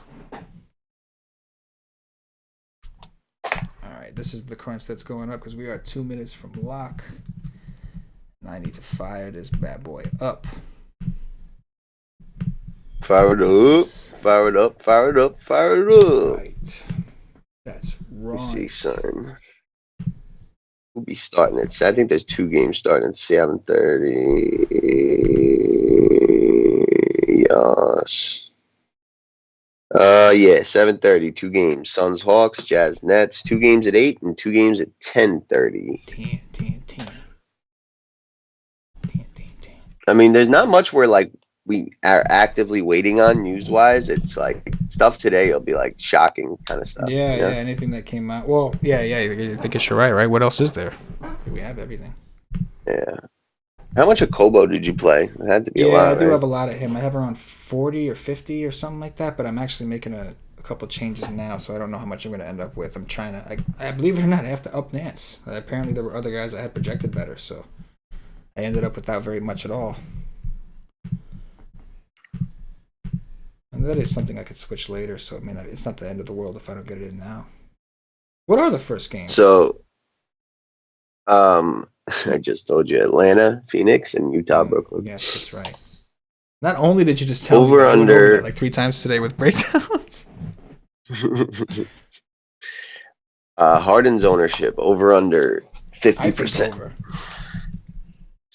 Over under 60%. I'd say over. Over under 70%. That's where you draw the That's where I line. draw the line. I think. What do you think the next highest stud will be, and who? Next highest stud and who? I think Booker will be pretty popular. I know he's not. I know we classified him as not really a stud, but I think he will be. Bro, that was like out of a movie. Then what, that Russell? Was like out of a movie right there. All of a sudden, the door opened, police sirens going off. What? It was wild. It was just like boom. It was just craziness just now. I was like, what is going on? Then I'm here, and then I don't know. Like, to me, that's why I think Harden's going to be so popular, because to me, he's so far like separated from everybody. Because even with Luka, we're still waiting on Porzingis news. Not that I think it really matters, to be honest. I think Luka will do his thing regardless, but that is something that some people may be waiting on. You know, like, oh, but Luka doesn't even have. He might not even have Porzingis out. Like, you know what I mean? I think Porzingis is going to sit, but we are at lock, by the way, nation. We are at lock. That is going to do it for today. Always a pleasure with you guys joining me. If you guys can hit that like button before you go, much appreciated. Having a lot of fun. Tadaga, Booker, Ubre. Oh, I'm sorry, I didn't see these questions over here. Once we get to like that last 10 minutes, it gets tough for the questions. Anybody that answer them in the YouTube chat, and we do prioritize our members' questions first over other chat. Yeah. I see. So the WiseStream page for WiseTake Nation subscribers. But appreciate you guys rocking with us. Make sure you're following us on all the necessary platforms. Me and Paulie will be back at this tomorrow to give you some Wednesday action. For Paulie D, for myself, the entire WiseTake Nation, as always, good luck. Yeah.